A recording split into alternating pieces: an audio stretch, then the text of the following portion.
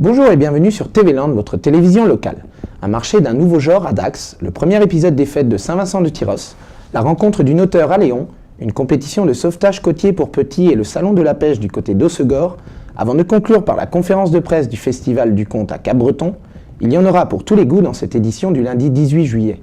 En constante mutation depuis plusieurs décennies, la consommation de biens et de services a donc obligé à revoir son approche.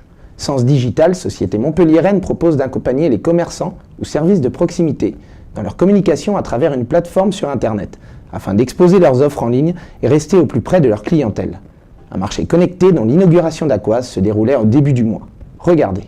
Dans le but de réunir le commerce de proximité et les nouvelles technologies, la start-up Sens Digital inaugurait la page Internet du marché connecté. On cherche le commerçant à qui on a l'habitude ou découvrir les autres. On va accéder à leur catalogue de produits et services. On va pouvoir en tant que consommateur ajouter autant de produits que l'on souhaite chez plusieurs commerçants différents sur un seul panier. Et quand j'ai terminé, je peux valider mon panier. Les commerçants disposent tous d'une application et d'une tablette. Cette application a été travaillée de telle sorte qu'elle soit très simple parce qu'on sait que les commerçants n'ont pas le temps. Il faut que ça soit simple, dans laquelle toutes les commandes qui leur sont destinées arrivent dans cette plateforme. Ils peuvent la préparer, notifier le client quand la commande est prête et le client peut venir la chercher ou se faire livrer s'il le souhaite. Nos clients ont changé leurs habitudes d'achat, donc ils sont de plus en plus connectés. Nous avons des horaires d'ouverture assez larges, mais les personnes qui sont intéressées par Internet peuvent acheter à n'importe quelle heure. Je pense que la consommation des clients, d'une manière générale, a changé, a évolué. Il y a des outils nouveaux. Ils ne veulent plus perdre de temps. Ils veulent prendre leur temps, mais plus perdre de temps. Et le fait de pouvoir, à distance, commander ses plats, en ce qui nous concerne, et arriver et que l'ensemble soit prêt, ou pouvoir arriver, commander son plat au restaurant et prendre sa table et les plats sont presque arrivant en même temps que le client, c'est novateur. Le projet bénéficie également aux commerçants qui souhaitent ramener les clients vers leur commerce. Nous pouvons en plus avoir une vitrine plus vivante, des collections qui changent, se connecter directement avec les clients chez eux sur ce site. Oui, ça va être très intéressant et très agréable. Il est du devoir et de la responsabilité de chaque commerçant du centre-ville de prendre des mesures de manière à faire revenir le public, à faire revenir les clients dans le centre-ville. Et j'encourage fortement les commerçants d'une manière générale à venir se joindre à cette aventure et à nous. Oui. Sens Digital espère maintenant voir grandir son innovation. La solution fonctionne, montrer qu'il y a une vraie dynamique pour ensuite créer un collectif beaucoup plus grand pour donner aux consommateurs qui habitent au travail dans Dax une offre très large, variée et les reconnecter avec leur commerce de centre-ville pour qu'ils viennent y consommer plus facilement grâce aux nouvelles technologies que représentent la mobilité et l'Internet. Avant de définitivement refermer ce soir son édition 2016, les fêtes de Saint-Vincent de Tyrosse ont animé la ville durant tout le week-end. Toute la semaine, nous vous proposerons de revivre les meilleurs moments des festivités des Semisens, avec aujourd'hui le premier épisode, celui de l'ouverture. Peu avant 20h, au son de Chantéona, la foule bigarrée s'est rassemblée sous le balcon de la mairie pour assister à l'ouverture des fêtes 2016, une cérémonie d'ouverture qui a débuté par un hommage aux victimes et aux familles de l'attentat de Nice. C'est avec le cœur lourd que je démarre nos fêtes 2016. Plutôt que de nous réfugier dans le silence, je vous propose aujourd'hui de faire du bruit, d'entamer à tout son cœur une Marseillaise claire et forte pour affirmer notre identité.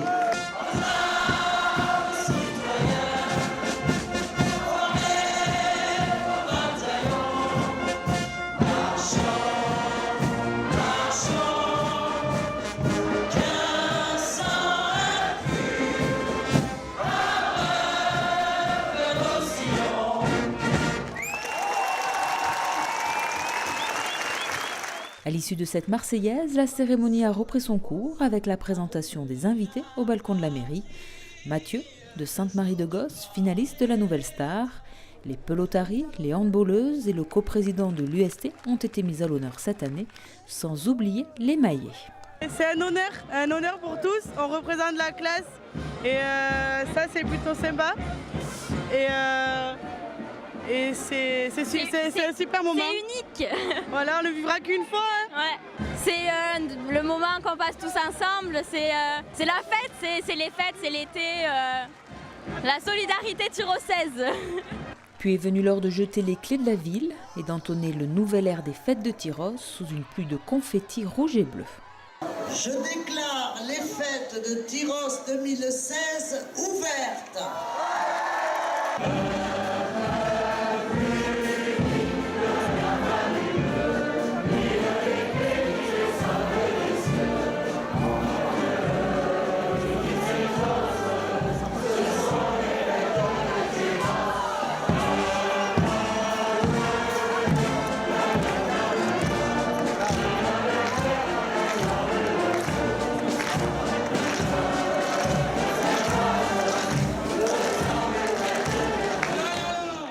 Avec Louis Aimé, le t-shirt blanc rayé de bleu des Résignés et sa nouvelle chanson des fêtes, Tyrosse veut donner à sa feria une vraie couleur locale.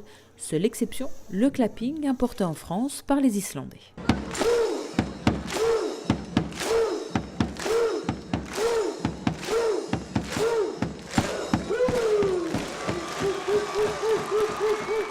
Foulard autour du cou, banda en pleine forme, les festères sont prêts pour 4 jours de fête.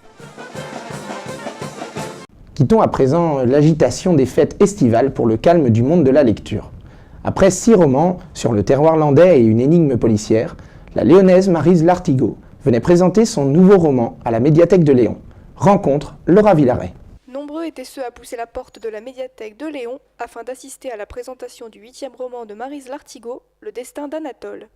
Anatole, j'aime bien, parce que c'est un prénom fort, rare, hors du commun. Il a une résonance musicale, j'aime bien Anatole, j'aime bien le prononcer. C'est n'importe qui, c'est tout le monde, c'est personne, c'est... Voilà, j'aime bien Anatole. C'est une gueule cassée et il a un destin tragique, mais exceptionnel. Son destin n'était pas de mourir sur le champ de bataille, puisque c'est un homme, son ami, qui s'est mis devant lui pour lui sauver la vie, parce qu'Anatole avait un autre destin. Son destin était en fait de sauver la vie d'un enfant. Il ne sait pas ce qu'il doit accomplir, mais le jour où il met cet enfant au monde, il sait qu'il doit vivre pour sauver cet enfant-là. Et il fera tout pour sauver cet enfant-là. Le but de la soirée était de créer un lien entre l'auteur et le public, qui a pu en apprendre plus sur sa façon de travailler. J'ai souvent un flash, je me réveille souvent avec un titre, un mot ou n'importe quoi. Et c'est ce qui fait mon livre. Ensuite, je fais un chemin. Je trace le gros de mon histoire. C'est-à-dire qu'après, j'écris une demi-page. De cette demi-page, il faut que je développe et que j'en fasse 200. Je suis une descriptive. J'aime bien décrire les endroits, les sujets, les personnages, les odeurs, les couleurs. Quand on lit mon livre, qu'on s'imagine, je suis dans, je suis avec, je connais cette personne. Je trouvais que c'était très agréable, que Maryse nous a très bien présenté son livre, qu'elle nous donne l'envie de le lire très très vite aussi. Je me suis empressée de l'acheter et de le faire dédicacer. Et bien, vu le monde qu'il y avait dans la salle, je trouve que c'est super sympa et très agréable. Écoutez, moi j'ai trouvé ça très bien, surtout qu'en plus je ne connaissais pas Maryse Lartigot, je n'avais jamais lu de livre d'elle et que je vis à Léon depuis 10 ans et que ça m'a fait super plaisir donc de connaître cette dame et j'ai acheté son livre et je vais acheter les autres. Merci à toutes les personnes qui me lisent, toutes ces personnes-là, grâce à elles. Je peux continuer à écrire de façon aussi constructive et aussi forte. Merci à vous. Les bons réflexes s'apprennent dès le plus jeune âge. Ainsi, à l'instar de l'Oceans Perch Challenge, compétition reconnue dans le domaine du sauvetage côtier, s'est déroulée sa version jeune public. Lucas Madébos. Hossegor Sauvetage Côtier et Océan Perf ont organisé cette année une compétition dédiée spécialement aux jeunes sauveteurs. C'est vraiment une première édition de cette Ocean Perf Kids. On organise chaque année début août l'Ocean Perf Challenge et on s'est dit on avait vraiment à cœur d'organiser une compétition spécialement pour les enfants, les jeunes générations, puisqu'il y a plein d'écoles de sauvetage qui se développent. Donc voilà, c'était l'occasion, on l'a appelé Ocean Perf Kids. On a 190 enfants venus de la côte aquitaine mais aussi méditerranéenne et même des terres, Toulouse, Angoulême, etc. Et 4 catégories ce matin, les benjamins, les poussins, les avenirs et même les mini-crevettes, donc c'est les années 2009 et avant quoi, hein. Donc c'est les 5-7 ans. Donc à la fin de la journée, on fera le total et puis on annoncera le meilleur poussin, la meilleure poussine, la meilleure benjamin, etc. Donc il y aura un vainqueur par catégorie et chez les filles et chez les garçons. Pour pouvoir accéder au podium, les enfants ont dû passer plusieurs épreuves au lac d'Hossegor. La première, c'était celle de la nage. En fait, il faut nager jusqu'à des bouées, revenir et aller à l'arrivée. Après, c'était la planche. Il fallait faire la même chose, sauf que là, il y avait 3 bouées. Après, c'était le combiné, c'est les deux ensemble, avec le sprint aussi. Et à la fin, là, vraiment pour s'amuser, on a fait le relais. Et c'est...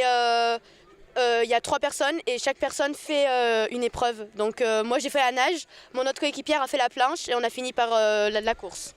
La nage elle part en première, après la planche elle part et les sprinters ils doivent aller dans l'eau pour toucher la main de celui qui arrive en planche et sprinter. Il y avait des drapeaux noirs et il fallait passer entre les deux et voilà. Outre cet aspect sportif, cette journée révèle en ces jeunes une part de responsabilité. Pour savoir s'il y a des grosses vagues, sortir de l'eau sans se faire mal. Apprendre à sauver des vies. C'est un peu pour ça qu'on fait du sauvetage, pour sauver des vies plus tard. Et il y a une super génération qui démarre, il y a les clubs qui font un gros effort au niveau des écoles de sauvetage à présent. Et puis voilà, c'est des jeunes qui apprennent déjà les dangers, les règles de sécurité de baignade. Donc ça fera des touristes respectueux et responsables par rapport aux baignades. Et en plus, très certainement parmi les 190 compétiteurs, dans quelques années, c'est eux qui surveilleront les plages et qui seront sur les postes de secours. Donc voilà, c'est important de les avoir. Une compétition qui reste notamment conviviale et familiale. Et on voulait une compétition vraiment plus pour le plaisir, le fait de partager. Il y a les plus grands qui d'habitude concourent sur les autres compétitions qui viennent aider les petits. Voilà, tout le monde met la main à la pâte et c'est une journée de fête et de la fête du sauvetage, quoi. Restons dans les eaux hossegoriennes, mais cette fois-ci par le biais de la pêche. Qu'il s'agisse de sa pratique maritime ou dans les eaux plus calmes, la pêche constitue une passion chez de nombreux Landais. Il était donc normal qu'un salon lui soit dédié où exposants et visiteurs, novices ou initiés, ont pu échanger et partager aux grandes dames des futures prises. La volonté du salon en fait était, comme on est sur un secteur à Hossegor où c'est qu'on a la chance d'avoir la mer, le canal et les lacs landais autour, qu'on va trouver à Seignos comme l'étang Blanc ou le lac de Souston, c'était d'apporter aux gens sur notre région d'avoir un salon de la pêche sur le secteur. Sous forme d'un magasin géant, le salon proposait aux clients des articles à bas prix et leur permettait d'assister à des démonstrations avant d'acheter leurs produits. On a les marques exposantes qui vont venir présenter leurs nouveautés de l'année, leur toute dernière nouveauté en termes de leurre, de matériel. Les démonstrations qu'on a avec le bassin qui se trouve à l'extérieur permettent aux gens de visualiser, parce qu'avoir un leurre dans une boîte, c'est beau, mais le voir en action, c'est mieux. Et les gens nous demandent des conseils, savoir comment l'animer, toute autre question à rapport au leurre. Le client pouvait alors comprendre le fonctionnement de son produit et poser ses questions directement aux représentants de la marque recherchée.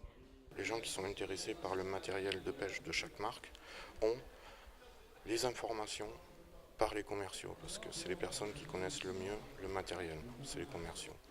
Donc les gens sont conseillés et s'ils le désirent ou pas, ils peuvent acheter avec le magasin qui est présent. On a 11 maisons qui sont venues exposer des produits, des nouveautés, des produits peu fréquents dans notre région. Ça permet à tous les clients et à tous les protagonistes de voir les nouvelles techniques de pêche et tous les nouveaux produits qui existent. On est là aujourd'hui pour présenter et montrer des produits différents, ce qu'il peut avoir en magasin. Ça permet d'avoir les produits techniques, toute la technicité en fait, d'un produit de défini pour informer le client. Il n'y a pas de déformation au moins possible. Sur des nouveautés que l'on a fait, les concepts à gagner, vraiment des produits importants dans la gamme Shimano qui ont été développés cette année. Le salon de la pêche a donc de quoi satisfaire pêcheurs amateurs et professionnels. On n'a jamais voulu faire un salon immense, c'était pas le but, c'est faire un salon familial où c'est que les gens peuvent venir prendre des conseils au maximum qu'on puisse les aider pour leur choix, les aider pour la pêche, à débuter ou autre. C'est vraiment le but principal du salon. À Cabreton, le mois d'août est le mois des festivals. Si fin août, le jazz enchante les festivaliers, quelques jours auparavant, ce sont les conteurs et artistes de rue qui animeront la Cité Marine. Présentation de ce premier rendez-vous avec la conférence de presse. Après la première journée du Gouffre l'an passé et l'engouement suscité par ce canyon sous-marin, la ville de Cabreton prolonge l'aventure avec une programmation plus étoffée. Nous avons programmé pour l'année qui vient, l'année prochaine aussi, un certain nombre d'événements, parfois des petits événements comme des petites conférences qui auront lieu à 40-50 personnes. On en a programmé une sur les requins du Gouffre par exemple. Nous aurons aussi des petites conférences avec les plongeurs aquanautes qui font tout un travail de récif artificiel et de plonger sur la tête du Gouffre. Donc il y aura des rencontres avec les gens du coin pour que ces plongeurs expliquent quel est leur travail. Et puis nous préparons pour les journées du patrimoine de septembre prochain, donc ça sera le 18 septembre prochain, dimanche à 17h au Casino de Cabreton. Nous préparons un événement exceptionnel qui est une rencontre avec les 2 plus grands spécialistes mondiaux d'un animal mythique et légendaire qui fait trembler et frissonner tout le monde. Et cet animal, c'est le calmar géant. En effet, il existe quelques spécimens de calmar géant qui se promènent dans les profondeurs du canyon de Cabreton, ce qu'on appelle le Gouffre. Et donc, nous avons décidé de faire venir les 2 plus grands spécialistes mondiaux de ce céphalopode extraordinaire qu'en latin on appelle Architeuthis dux, et qui vont venir nous parler de cet animal absolument exceptionnel qui a toutes sortes de choses incroyables, y compris sa sexualité qui est une curiosité zoologique pour le monde entier. La découverte du calmar géant s'accompagnera d'une rencontre avec cette créature des profondeurs. En effet, le grand spécialiste Ángel Guerra, qui est un spécialiste espagnol, qui est le directeur d'un centre du calmar géant en Espagne dans les Asturies, va très certainement venir avec un spécimen de calmar géant naturalisé, visible derrière de l'altuglace. Et ça sera certainement pour beaucoup d'entre nous la première fois au monde que l'on verra naturaliser un vrai calmar géant. La programmation au Gouffre permettra d'en apprendre un peu plus sur cette curiosité géologique qui recèle encore de nombreux mystères. Voilà, cette édition est à présent terminée. Merci de nous avoir suivis et rendez-vous le mercredi 20 juillet sur TV Land, votre télévision locale.